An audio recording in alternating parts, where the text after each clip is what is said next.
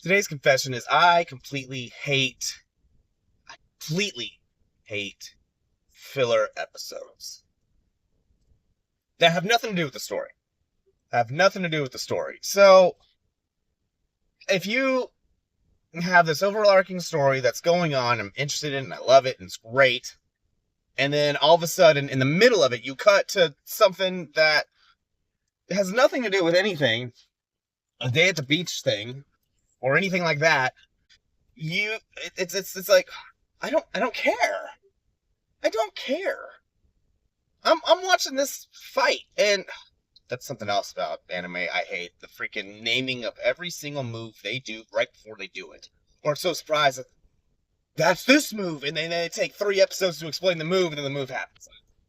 Anyway, moving on from that.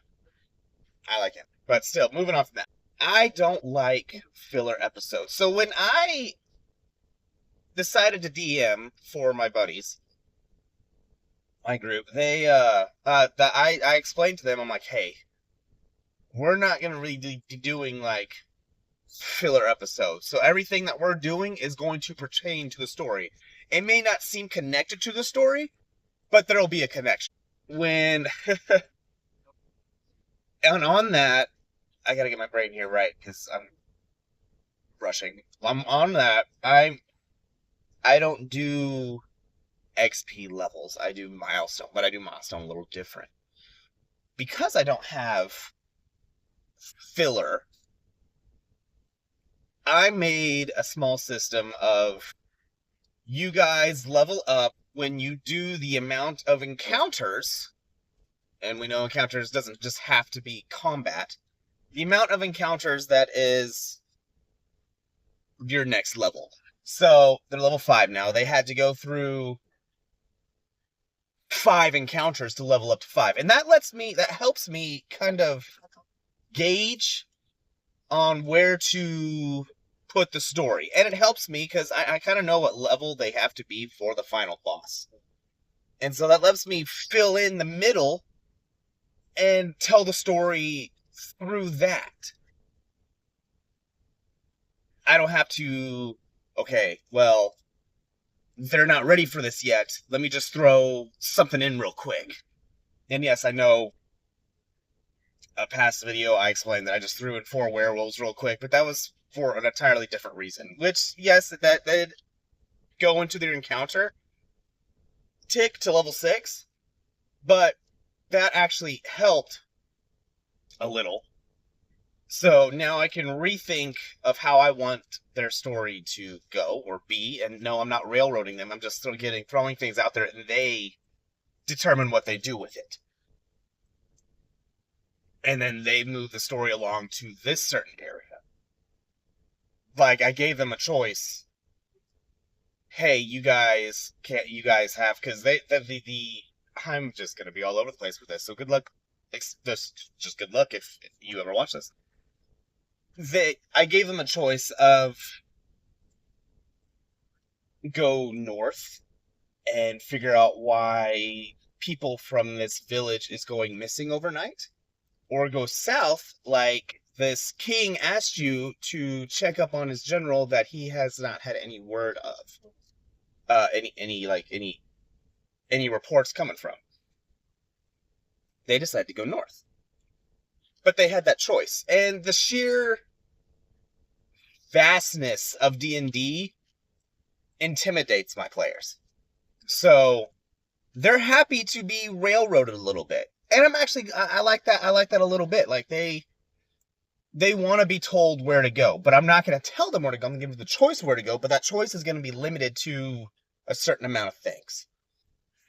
And so they can go wherever they want. They can in this country, because that's all I have.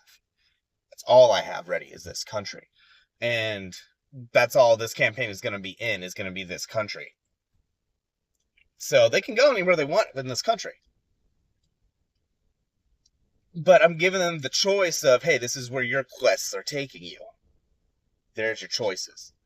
But with my leveling system, it helps me out. I'm okay, they are this amount of counters away from level 6. The next thing I want them to fight for them to stand a chance they need to be up here. So what can I do, and what parts of the story can I implement with this for them to get here? And that helps me kind of gauge, and also, what's the word I'm looking for? I don't even know what the word I'm looking for is.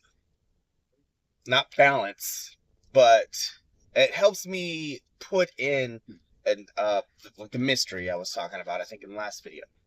I can solve a little bit more for them, give it to them, so they get that off after they get that, oh, okay, and the story moves along a little bit smoother in my eyes.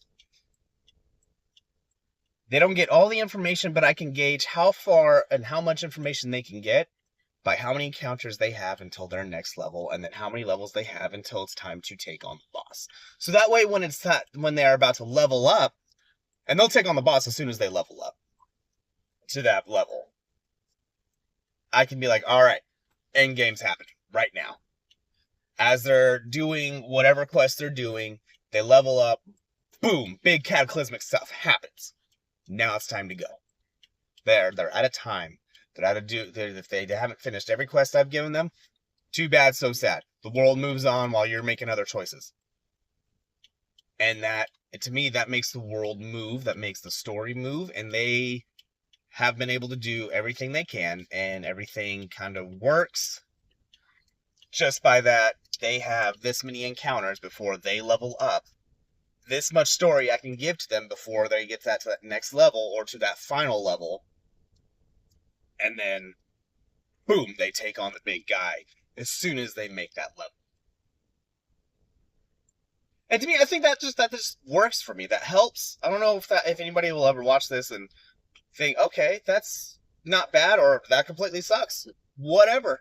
That helps me gauge, because at one point, especially with my balancing issues, I have no idea when to give them certain things. So with this, how many encounters, certain amount of encounters to the next level, like 6 encounters at level 6, 7 encounters at level 7. That gives me time to feed them what they need to be fed to keep the story moving, and not have filler episodes to where you're just like, oh my gosh, can we just get to like the next thing? Because I completely loathe filler episodes. And the one thing that I skipped it entirely. So I'm going to use Naruto. When I was watching through Naruto, I wanted to watch The Great Ninja War. And I can't just sit there and watch what I want to watch. No, if it's something that's way further in something, I have to watch it from the beginning. So yeah, I sat through regular Naruto. And I'm like, this is so... just all these kid jokes. And yeah, it was cool. I liked it. It was cool. Gaara's the best, all those normal opinions. And then I get to Shippuden, and I'm so excited. And then we get to, and the Pain arc. Oh, Pain arc's the best arc. And then we get through some of these, like, awesome stories, and then we're in the middle of great stories, and then Mecha Naruto. What the hell is this? So I skipped through that. We get to Madara being, big bad evil guy. He's completed his plan. The moon's this flower thing. No, I'm not going to say these names because it doesn't really matter to my story right now, but I'm just saying how much I love filler episodes. And yes, every single, if you didn't notice, every single dream that they do during this ninja war, that they are under this spell, is a filler episode. It is all. Every single one of them is a filler episode. And I'm so annoyed with it. So I haven't even finished The Great Ninja War because I'm just so annoyed. And so, yeah, I don't put filler episodes in my D&D. And yes, technically, I guess you can say that shopping episodes and then the werewolf fight with them going to this fishing village, because 7 days is a long time for nothing to happen, is, I guess, technically a filler episode. But with the werewolves, I got around that by saying, hey, these werewolves were sent to kill them from a note that one of them dropped. So that's just what I do. I do the milestone, but then also these many encounters to level up. And I think that works extremely well for me. I still don't know what I'm doing, but I'm doing the best I can.